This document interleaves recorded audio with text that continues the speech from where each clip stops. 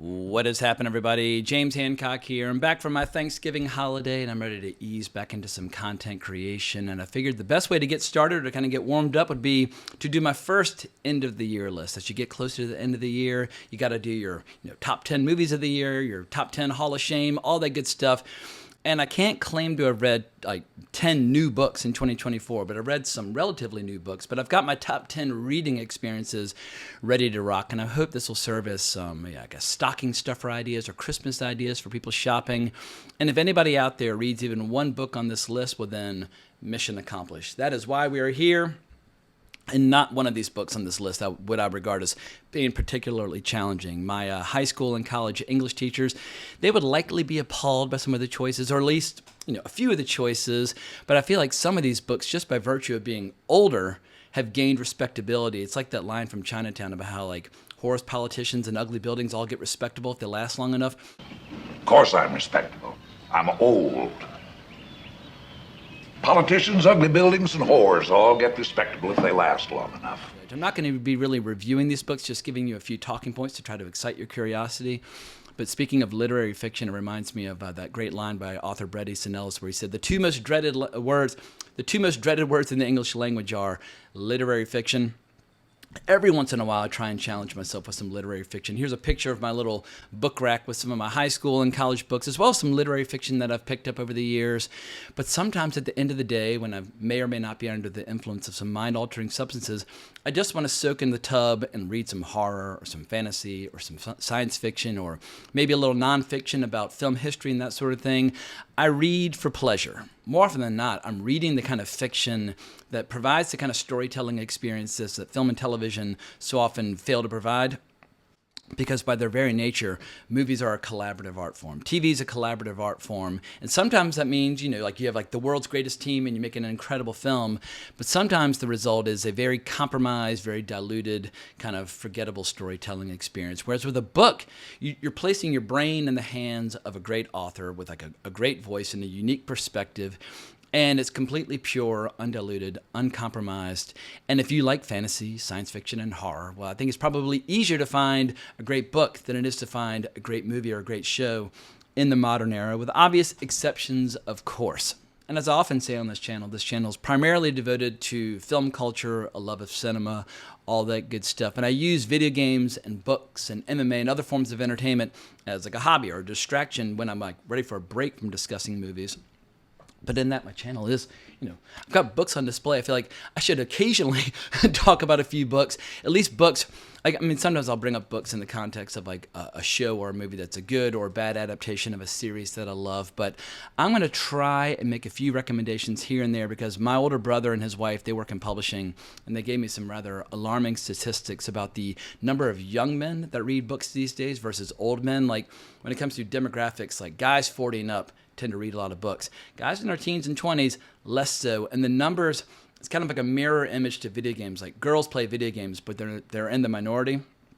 There are guys who read books, but they're in the minority. And I feel like girls should play more games, guys should read more books. So I hope some people will find some of the books on this list to be interesting. And if you have some recommendations of your own, by all means, include your own top 10 list, your own recommendations. Bring on the recommendations. I feel like you should always have a stack of like 40 or 50 books on your bedside table. You're like, one of these days, I'm going to read those bad boys.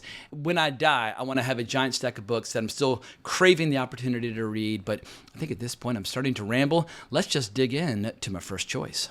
But before I get there, I have a quick philosophical question for everybody. If you listen to an audiobook, does that count as reading the book, or did you just listen to it? Because I remember hearing some study, I think it came out of Stanford, where they ran a class where they did half the class read the text and get tested on it, and half the class listen to the text and get tested on it. And the class that listened to the text did not test as favorably. And obviously, like, maybe that side of the class had all the dumb ones, and maybe the other side had all the smart ones. Like, who knows? But I do love audio fiction. When I'm at the gym, I'm either listening to a podcast or audio fiction, or I'm walking around New York and on the subway, it's a podcast or audio fiction. And for my first choice, I think this is one of the best examples of audio fiction that I've discovered in recent memory, because I'm going to go with Heir to the Empire, Timothy Zahn's first novel in his Star Wars trilogy that has come to be known as the Thrawn trilogy. But what makes this audiobook unique is that it's kind of a hybrid between like a traditional radio show and an audiobook, because it includes music and sound effects. And the actor who's doing the voice work, Mark Thompson, he can kind of sort of do impersonations of some of the major characters. Like his Luke and Leia sound more or less the same, but he does a damn good Han Solo. Like, goddamn, like that sounds pretty close to Han Solo. And so it was just a joy listening to this audiobook, because for 30 years, I've been meaning to get around to these books, and if you are of a certain age, you might look down upon modern Star Wars, and with good reason, because for the most part, modern Star Wars or Disney Star Wars is kind of wretched, kind of dreadful. But going back to the early 90s with this book, it's almost like it's the Star Wars sequel, like the Episode 7 that we always wanted, that we never got, because you get to see Luke as a total badass. Even when he's in an environment where he's being deprived of the Force, he's still a total badass. Or you get to see Leia in her prime. Or best of all, you get a mission where Han and Lando are side by side in the Millennium Falcon going on a mission, like things that are just so obvious in hindsight. You got a lot of guts coming here after what you pulled.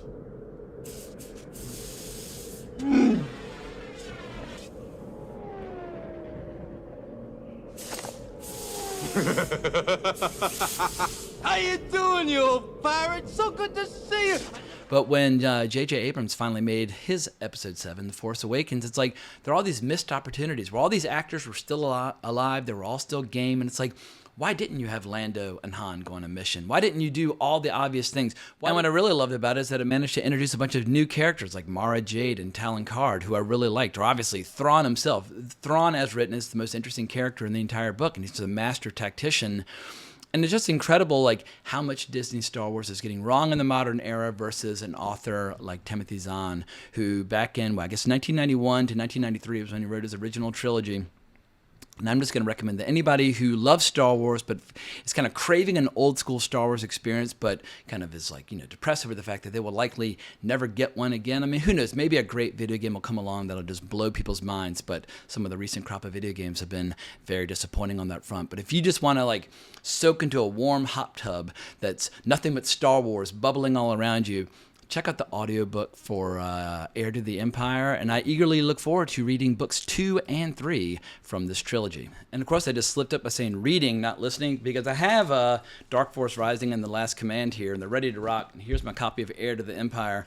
I suspect that their spines will remain unbroken, although to be fair, when I read a book, I very carefully try to avoid breaking the spine, because once the spine breaks, it detracts from my enjoyment. So I very carefully kind of like bend it in a way where the spine will always remain intact. But I suspect I will never read an actual page of any of that trilogy. I think I'll just listen to the audio fiction for all the above. So in answer to my earlier question, I don't regard listening to audio fiction as the same as reading the actual text, but in the case of Heir to the Empire, it was a damn good substitute, and I guarantee you'll have a fucking blast if you surrender yourself over to that experience. But moving on to my number 9, I have my little brother to thank for suggesting the Dresden Files, and I've got the first 2 up here, Stormfront and Full Moon, or Fool Moon, I should say, not Full Moon. Anyway, Full Moon can either be a full moon or it can be someone yanking their pants down and giving you the full moon.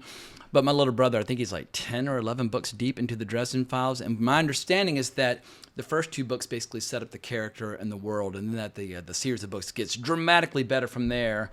And I've got the 3rd book ready to rock, Grave Peril, which I'll read in 2025 at some point. But what I love about this series, which was started by Jim Butcher back in 2000, and he's an incredibly prolific author. I mean, he's one of those guys that seems like he's like writing books in his goddamn sleep. I'll never be able to catch up with all the goddamn books that he's written.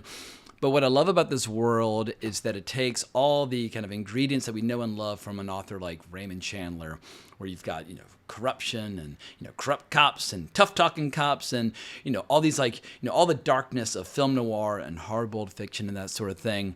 But you also have vampires and wizardry, but it's like it's not depicted in like a Twilight way.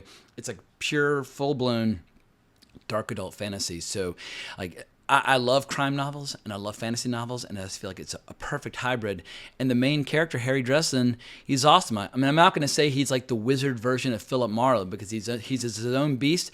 What he reminds me of is just like a giant fantasy nerd who happened just to find a job working for the police, helping them solve crimes that can't be explained, because this is a world that is slowly getting darker and more alarming in terms of all the kind of fantastic ingredients that are kind of more or less waking up, where like vampires are real, werewolves are real, or dark wizards who are tampering with things that they should not be tampering with are real. And even though murder rates are skyrocketing in all the major cities around the world, in Chicago, there are still a lot of people who have their head in the sand and just refuse to believe the evidence that's in front of them. So in steps Harry Dresden to help the police with the crimes that they can't solve. And I just feel like Harry Dresden's an absolutely fascinating central character because he's good to an extent, but not pure and noble. And he's always trying to do the right thing. I mean, he's definitely a practitioner of light magic versus dark magic, but he drinks too much and he's always sleeping around. And it is an overtly erotic setting where you have to put on your big boy pants and be an adult. I know there's some readers out there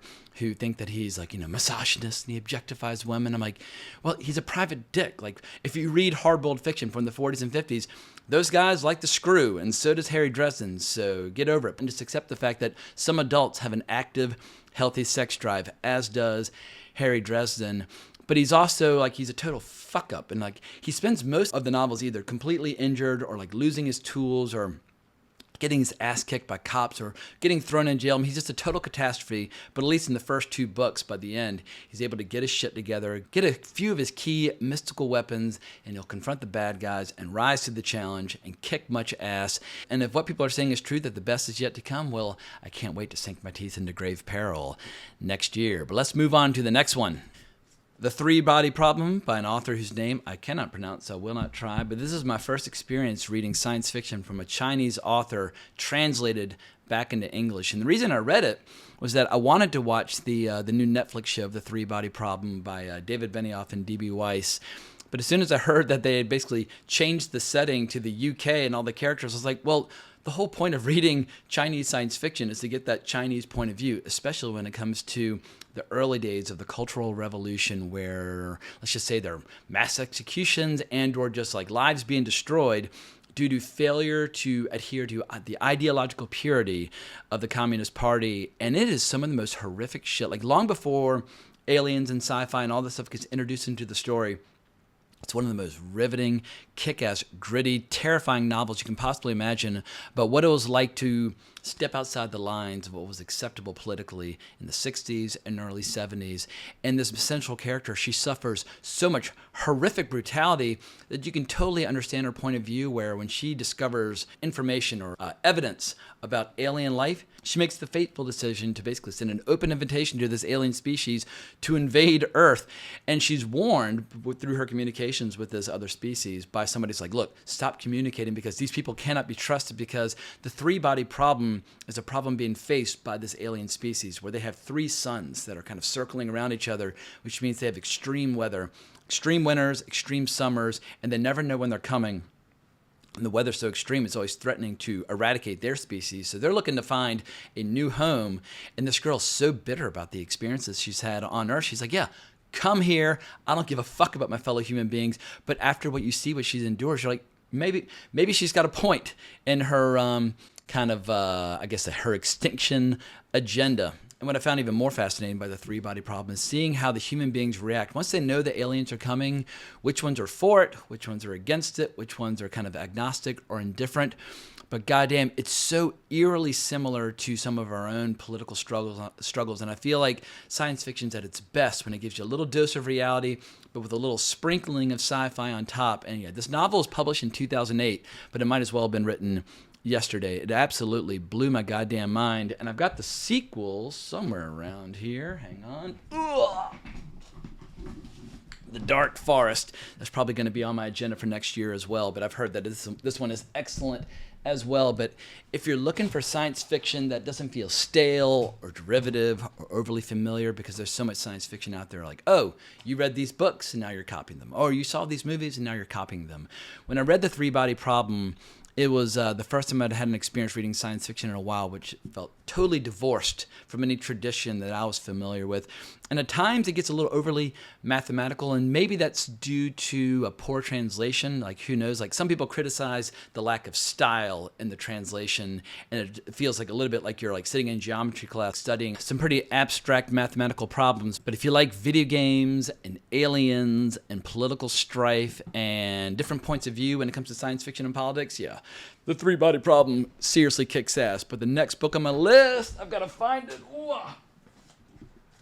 Empire of the Vampire by Jay Kristoff, which is an unusual pick on this list because it's one that I was probably most addicted to while reading, but it's also the book that I'm going to be most critical of. I have a lot of reservations about this, but there's something that's totally undeniable about a book where like you have it in your lap or you have it in your backpack or you have it with you at all times in case you get an opportunity to read a paragraph. Like Empire of the Vampire is that addictive. However, I'm going to give it a little tough love. So if you're a massive fan of the book already, I hope you'll forgive me for a few harsh words. But I am reading Empire of the Damned right now, the sequel, which maybe isn't quite as addictive as the first, or maybe because I just dove right straight into it and like, maybe you should give yourself a little break between series. I sometimes feel like if you're reading a lot of series, it's helpful to have a little palate cleanse when you take a break from one series to read another, and then when you come back to that series, it's like, woo, now I remember why I love this. But Empire of the Vampire, how can I describe this? Imagine a dark adult fantasy scenario which feels medieval, but there's also like some gunpowder and guns and cannons and that sort of thing. But it's as dark gets when it comes to the undead. Because imagine a medieval fantasy environment where basically the undead have managed to win, and they've blotted out the sun. Where even during like high noon, the sun is so dim that the undead can roam wherever they like without worrying about being burned up and that sort of thing. And you have these like undead empires, much like medieval empires, that are slowly but surely enslaving and/or exterminating the human race. And the hook for the first book is fantastic because there's the last of the Silver Saints who's still alive. And Silver Saints are basically like holy knights who have silver tattooed all over their bodies. And when they go into battle, that light gleams with holy light and kind of blinds the undead that they're hacking to pieces with their silver weapons. They're total badasses. They also have a little bit of a vampire in their blood. They're basically the offspring of humans and vampires who have gotten it on. Speaking of getting it on, Empire of the Vampire is wildly sexual, deeply sexual. If you're at all disturbed by sexuality in fiction, maybe Empire of the Vampire is going to test your limits. But in this setting, the last of the Silver Saints, he's being interrogated and or just interviewed by a historian working for this vampire empress who basically wants to hear his story from his point of view. And so he's always jumping around to different periods in his life, how he became a Silver Saint, how he won some of his best battles, even though this is a war that's already been more or less lost by humanity. But he's a deeply flawed character. He drinks too much. He cusses too much. And one of his constant refrains is, who told you I was the hero of this story? I mean, he's not a hero. He's a bad motherfucker, but he's not necessarily pure and noble. This is not Sir Galahad looking for the Holy Grail and that sort of thing. Gabriel de Leon is a very different kind of character. And the overall aesthetic or flavor or the atmosphere, I would compare it to a video game like Bloodborne from Software. Where you have people with swords in one hand and a gun in the other going into battle, which is really fucking cool. And in terms of like the world building and the lore and the way he builds up all these different vampiric bloodlines and what their special abilities are, it's really fucking cool stuff. But what I dislike is that this book tends to take a lot of inspiration from a lot of movies with which I'm familiar, where there's certain lines and certain scenes where like, oh, well, I saw that movie. Like, you have great taste in movies, but maybe don't steal so many scenes from Pulp Fiction, like the "Please would be nice" scene. Or maybe don't steal lines about piss holes in the snow from movies like Get Carter. Do you know, I had almost forgotten what your eyes look like.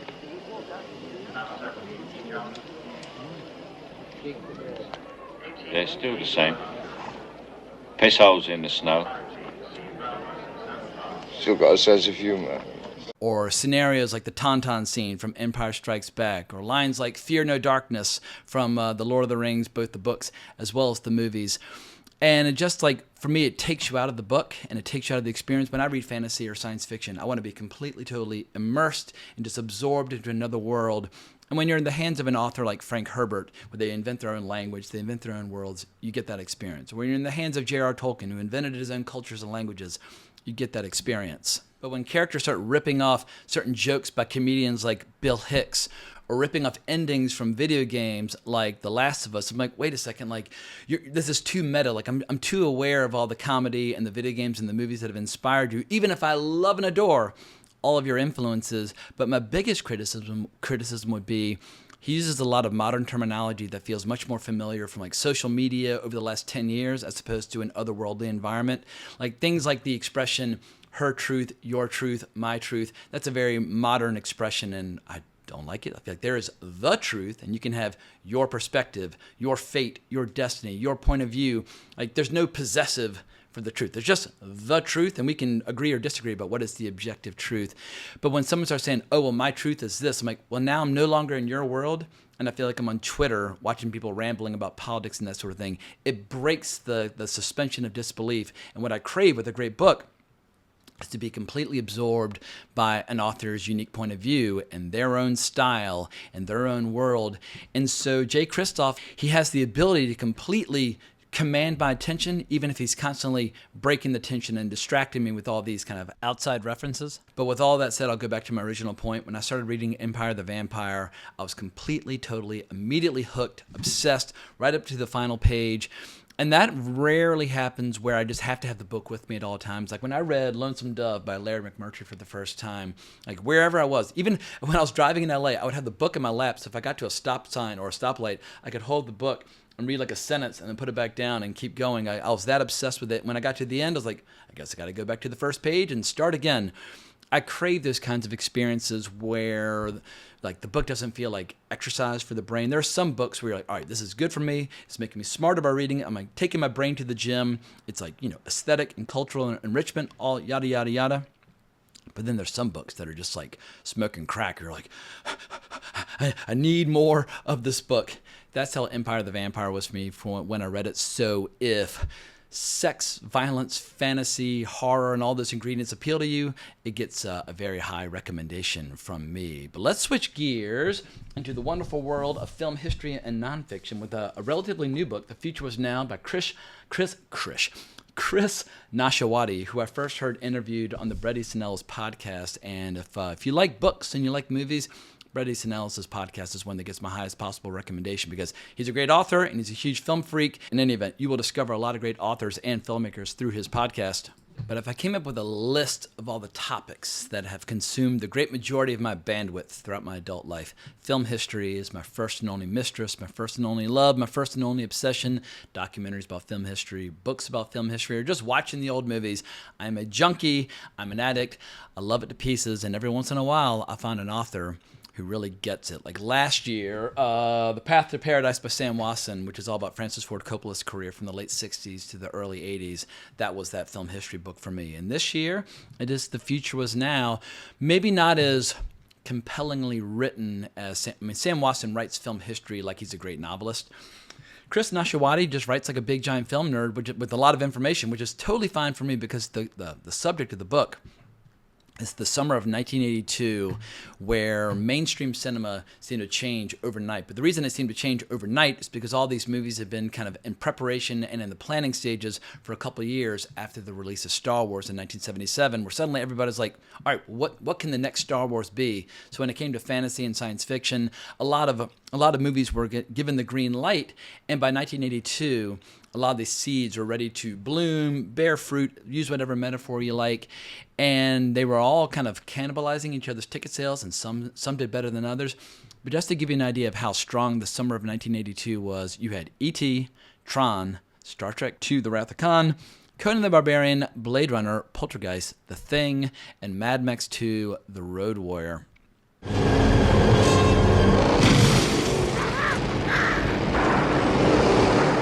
And what's great about the book is how he's constantly cross-cutting between all these filmmakers like John Milius and Ridley Scott and Steven Spielberg. And so you'll get like the script stage, and then you'll get like the development stage, and then like pre-production and the planning, and then the actual shooting, and then whatever crises might emerge. And then you get the marketing and the release. And you see how some movies just crashed and burned, even if they're well regarded now, like The Thing by John Carpenter or Blade Runner by Ridley Scott. Those movies did not do well because E.T. was basically inhaling all the available oxygen in the room and that sort of thing. And it's hard to be successful when one of the top 10 most successful movies ever made is basically just like stampeding over all the competition. Maybe an elf or a leprechaun. It was nothing like that, penis breath! Elliot! Sit down.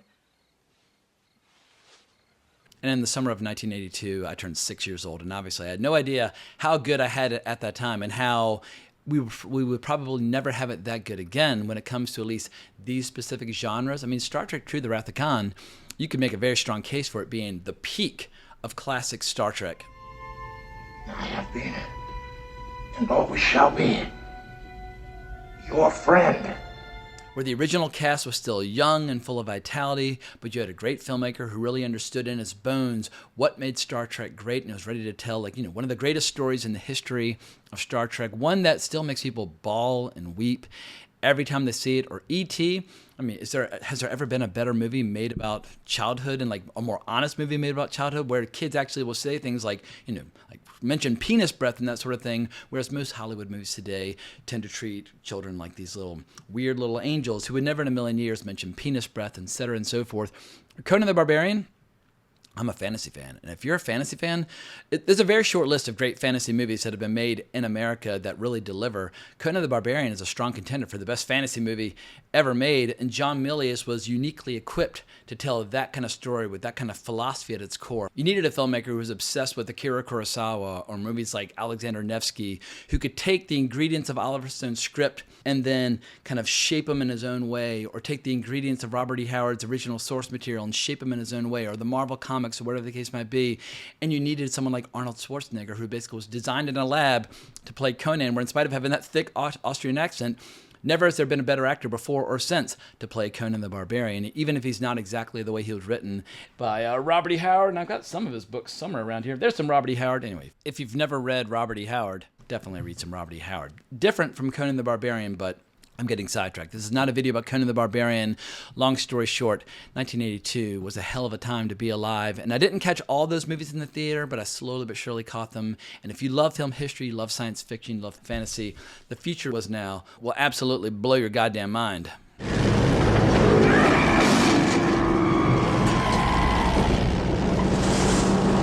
Next trick, as we ease into my top 5, we're going to go with God, Emperor of Dune by Frank Herbert, first published in 1981, which I have right here. Been on my to-do list for decades, basically. I first read Dune in the fall of 1995 when I got to UVA, and I was taking a class called Fantasy and Social Values, where we would read fantasy and science fiction and then discuss them from, basically, it was the anthropology department that was teaching the class. So you had to have a little anthropology in the mix, but we read a lot of great books like Ender's Game and Dune and The Left Hand of Darkness and that sort of thing. And over the years, every once in a while, I would read Dune Messiah or read Children of Dune. But this year, I finally read God, Emperor of Dune, because I'd always heard from some purists that it was the best of all the Dune novels. I do not agree. I think Dune is one of the best science fiction novels ever written, and I've read it several times. And every time I read it, I fall in love with it all over again. But God, Emperor of Dune, what I will concede, definitely the weirdest. It's definitely the strangest, where you've got the son of Paul Atreides, who's undergone this horrible metamorphosis at the end of Children of Dune, where now he's thousands of years old, and he's taking on the characteristics of a worm, and he's basically consolidating all the power just to him in the universe, where he's restricting the flow of spice to such a degree where the great houses are all kind of starved of spice, and the Spacing Guild and the Bene Gesserit, it has become even more precious because Leto II has been hoarding it, because he has this grand master plan, or this golden path that he's envisioned, where he's worried about stagnation, but he's got this incredibly elaborate, sophisticated way where he's going to basically free the human mind and allow the future to unfold the way that it should.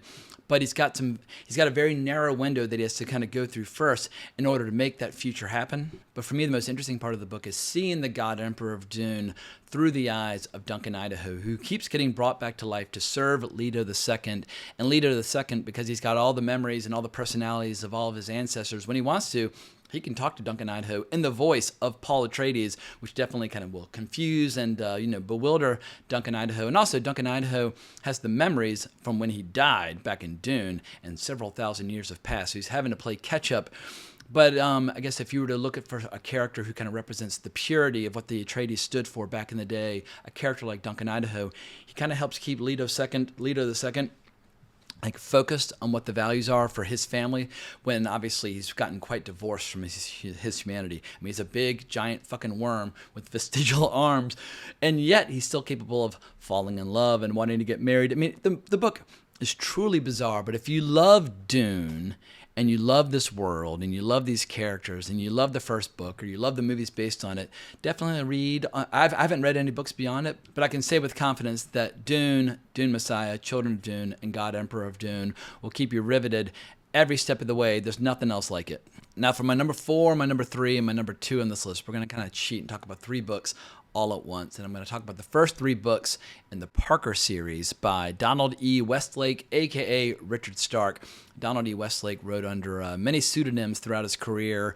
Some genres more trashy than others, but I think it was his second pseudonym that he created for these books. But hang on, let me go to Wikipedia for the dates. I think The Hunter, the first book in the series, was published in 1962. And I'm going to have to kind of make a mess to get these bad boys down. I'm slowly but surely getting surrounded by just piles of books. But we got The Hunter, we got The Man with the Getaway Face, and we got The Outfit. And if you want gritty, ruthless, mean-spirited, but very professional, hardcore crime fiction, these 3 books are some of my favorite books that I've ever read and some of my favorite recent discoveries. And it's a phrase I'm going to keep using, but they get my highest possible recommendation. I know that phrase it loses a little weight when you use it over and over and over again, but holy shit, where to begin with this series? The best way I can make the pitch for this series is that you have this character of Parker where he's a man of few words. He's very professional. He takes his job very seriously. And his job is robbing banks and kind of low-level crime. But he has this major adversary in the form of the Outfit. And the Outfit is this giant crime syndicate that controls a lot of crime across the United States. And let's just say Parker has run afoul with one member of the Outfit who betrayed him. And kind of like before the events of the first book, like the book opens with Parker penniless. He's just broken out of prison. He's heading to New York. He's looking for revenge. And then slowly but surely you realize the depths to which he was betrayed by some members of the Outfit, his ex-wife, so on and so forth. And the first book's all about his initial attempt at revenge. And by the time you get to the third book, The Outfit, this is where Parker gets his final revenge. But I wanted to give just like a few tidbits from each book just to kind of whet your appetite. But The Hunter is the foundation or the inspiration for John Borman's Point Blank, starring Lee Marvin. And I've seen Point Blank, I don't know how many times, but when I read these books, I hear Lee Marvin's voice. Many people have played the character of Parker, even under different names, but the way he speaks and how it's so dry and so stripped down and so direct, I can't help but hear Lee Marvin's delivery style, and I feel like he's the perfect voice for the character of Parker. But when it comes to his physicality in the books, he's bigger. He has these huge hands. Donald Westlake's always talking about how big Parker's hands are, because you get the feeling that when his knuckles connect with your jaw or when his fingers get around your throat, you are all kinds of fucked. But I feel like his character is the perfect retort to all those annoying people out there who are constantly counting lines of dialogue when reviewing movies. I remember when Once Upon a Time in Hollywood came out, everybody's like, how come Leo has more lines of dialogue than Margot Robbie? It's like, since when do lines of dialogue make you a more interesting character? Because Parker, in these 3 books, speaks like 5 times, and obviously I'm exaggerating how focused he is in his word choice. But as you're reading these books, one gets the sense that in between jobs, he might not talk at all. I mean, he's always got a girlfriend in his life, and he's always got something he's working on, but he comes to life when he's planning a heist or a job and recruiting some of his old friends. I mean, I use the word friends loosely. These are people that he works with. They think of him as a friend, but these are guys that he works with, and after he's earned enough money, he gets very sexually aroused. He spends like a few weeks kind of like working off that steam and just kind of drinking cocktails in some resort town. And at a certain point, the money runs out and he realizes he's getting bored, and then he has to kind of come to life again and do another job. And he just has this cycle. His job, working, letting off a little steam, relaxation, planning for the next job, and so on and so forth. And as long as you don't betray him or screw up what you say you're going to do in a job, like, you'll have no problems with Parker. But if you betray him or stiff him or manipulate him or you're dishonest with him, well, then hell hath no fury like Parker when he's on a murderous rampage. And as we get into The Man with the Getaway Face, because the Outfit's hunting for him wherever he goes, I mean, the getaway face is referring to plastic surgery. He changes his identity, and it's great seeing him kind of reintroduce himself to some of his old friends and contacts, because they can recognize that voice immediately. But because they're all crooks and suspicious of one another, they have to kind of play a little trivia game just to remind them of all the details of all their past jobs. And I always love following a character where they have some really dark, violent impulses that obviously are above and beyond anything that we would ever explore in our own lives, but we can still kind of relate to him. Like, he's a classic example of like the bad guy. The girls want to fuck him, and the guys want to be him. Forget it. You forget it!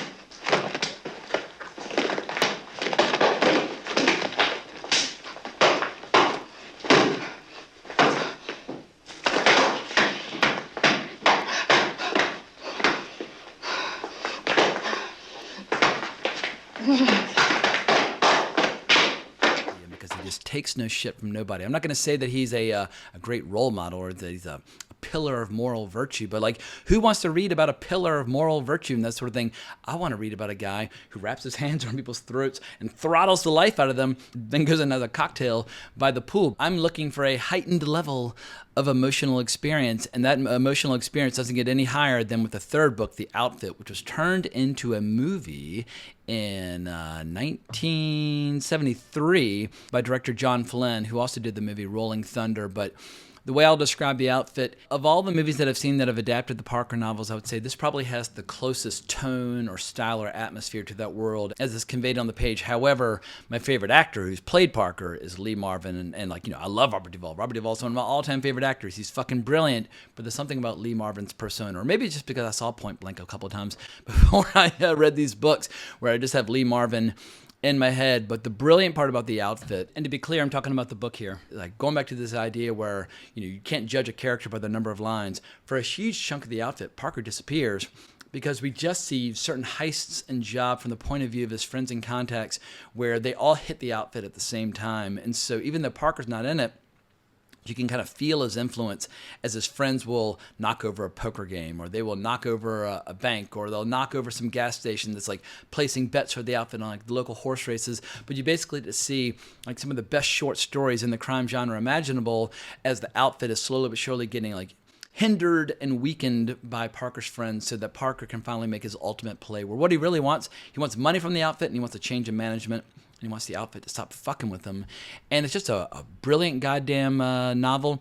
My only knock against the movie version is that it makes a few changes and compromises to the character. Like, Parker would never take his girlfriend on a job unless she was an incredibly like professional crook who had a vital role to play in the job. And I feel like they just wanted to have Karen Black in the movie. That is not Parker. And if you read the first book, The Hunter, you'll learn why he would never trust a woman or a girlfriend or a wife on a job after some of the experiences that he has with his ex-wife. But when it comes to crime fiction, I won't claim to be an expert on crime fiction, but if you are looking for something that's not fantasy, science fiction, or horror, you cannot do better than these three books. And if my little brother Robert is watching this video, surprise, surprise, you're going to get all three of these books for Christmas. So I'm doing my own Christmas shopping through this video. And by some weird cosmic coincidence, author Donna Westlake, a.k.a. Richard Stark, leads us into the final book on my list because he actually wrote the movie adaptation of the book The Grifters by Jim Thompson, which was published in 1963. But it's like, yeah, if you're going to do a movie version of The Grifters, like, who better to adapt it as a movie than Donald goddamn Westlake? But I didn't realize that until I was getting this list together. I was like, oh, I got my perfect bridge and my perfect transition. But when it comes to crime fiction, Jim Thompson obviously is one of the legendary figures. The only other book by him that I've read is The Killer Inside Me, which was grim and ruthless and dark as advertised, whereas The Grifters is just a hoot. It has its darkness, but it's so light, so lively, and so inventive, and just such a pleasure to read. And I'd seen the movie version of The Grifters starring John Cusack, Angelica Houston, and Annette Bening way back in the day. It's directed by Stephen Frears, great filmmaker. He's got a fantastic filmography. And then it took me decades to circle back and actually read the book. But goddamn, this is one of the most entertaining books you will ever read. And the good news is it's 185 pages long. You can basically read it in one sitting. And I feel like a book like The Grifters is a perfect example of how like the trash of yesteryear becomes the literature of today, where I imagine, I mean, I have not read any book reviews of The Grifters when it came out. I'm sure plenty of people said that the dialogue's incredible and it's an incredibly entertaining read, but I'm sure English professors back in 1963 would probably wag their finger in disapproval and say, no, you ought to be reading Leo Tolstoy and Dostoevsky. And who knows, maybe they're right. Maybe you should be reading Tolstoy and Dostoevsky. I've read a few books by Dostoevsky. I've never read a word by Tolstoy. It's one of my big sources of shame and embarrassment. But if a trashy crime novel lasts 60 years and is still the most entertaining book you can read in a year, I think it has crossed over into the world of literary fiction because nobody writes dialogue like Jim Thompson. We've got three con artists, like some of them are into short cons, some of them are into long cons, but basically people where by their wits and their craftiness and their ability to pull one over on people, they're able to slowly but surely build up a little nest egg But there's some tension because one of them is a woman who had a child when she was very young, and she's kind of drifted out of her son's life, and he's become incredibly self-reliant. He's also a con man. And he's dating a woman who's also a con woman who's got her own thing going on. And the question's not a matter of if, but when they're all going to start double-crossing each other and fucking each other over. Or just fucking each other outright. There's some weird, strange sexual tension between the mother and the son. And there's some very overt sexual chemistry between the central character and his girlfriend. But this book is just an absolute delight from start to finish, where if you're worried about old books feeling heavy or like you're pushing through mud trying to get to the end, The Grifters is just so light. I mean, you can be completely, totally exhausted with one eye closing involuntarily. Open up The Grifters and you'll just fall right into it. And it makes me want to start digging into a lot more of Jim Thompson's books. I've always wanted to read The Getaway, which was turned into a great movie by Sam Peckinpah. But if there are any Jim Thompson fans out there who have read all of his best books, please give me recommendations, because like I said, I've only read 2 of his novels, and I hope the best is yet to come, or at least I can have more experiences that are on the level of The Killer Inside Me and The Grifters. Because if I have one major recurring complaint about contemporary film and contemporary television, it's the writing. So many just subpar talents, mediocre talents, people that just don't deserve the opportunities that they're getting, who all sound the same in their dialogue. And when you listen to the dialogue or read out loud the dialogue of Jim Thompson, it's so it's crackling dialogue. It's electric dialogue. It's humorous. It's violent. It's sexy. It's inventive. It's just such a pleasure. Your body will ooze and purr with pleasure as you're reading The Grifters. And I'd read somewhere that somebody reviewed, I think on Goodreads, that The Grifters might not be Jim Thompson's best book, but it certainly might be his most entertaining. And sometimes that's enough. Or if you don't feel like committing to the book outright, check out the flick. The flick has chicks, which you will find delightful. Man, Annette Bening, holy shit, she's sizzling in the movie. Take the movie for a spin, and if you like it, definitely check out the book. And while I'm very critical of a lot of shows and movies that try and fail to adapt really good books, I feel like Stephen Frears had the best of intentions and obviously the talent to bring that book to the screen in satisfying fashion. But maybe I've rambled enough at this point, but just as a way of wrapping up the video, I want to show you a few of the books that are on my to-read list in the near future, some of which I've started and kind of gotten sidetracked, but I really want to read Murder on the Orient Express by Agatha Christie. I recently got my niece into reading Agatha Christie through the book, And Then There Were None, but that's a book that's been on my to-do list for a long time. Glenn Cook's The Black Company. Started this and got sidetracked, but I've always heard from fantasy fans that it's required reading. George R. R. Martin's Fever Dream. Started reading this, got sidetracked by another book, but it's a book about vampires and history. And anyway, I love what I was reading, but I have a bad habit of sometimes having like 2 or 3 books and I'm reading at the same time, and then one will kind of take over my time. From Russia with Love by Ian Fleming. I've read a few James Bond novels, but I'm reading them sequentially. That's next on the list. And I've heard from some people that it might be, at least it ranks among the strongest of the novels. And it's definitely the strongest Bond film. I know some people say Goldfinger. I think From Russia with Love is the best movie. Red wine with fish. Well, that should have told me something. You may know the right wines. You're the one on your knees. How does it feel, old man? And the last on my list, and this is one of my big sources of embarrassment, as you can see, I got pretty deep into it, or a decent stretch into it before I got sidetracked, but The Honorable Schoolboy by Jean Le Carré. It is the sequel to Tinker Tailor Soldier Spy, which I absolutely fucking loved, which is right there. And so I want to read a lot more Jean Le Carré. I've read The Spy Who Came In From the Cold, Tinker Tailor Soldier Spy, but I basically want to read every single novel in which George Smiley appears. And I've heard from a lot of people that The Honorable Schoolboy is the most literary of Jean Le Carré's books, whatever the fuck that means. I just hope it's as entertaining as Tinker Tailor Soldier Spy, and that'll be enough.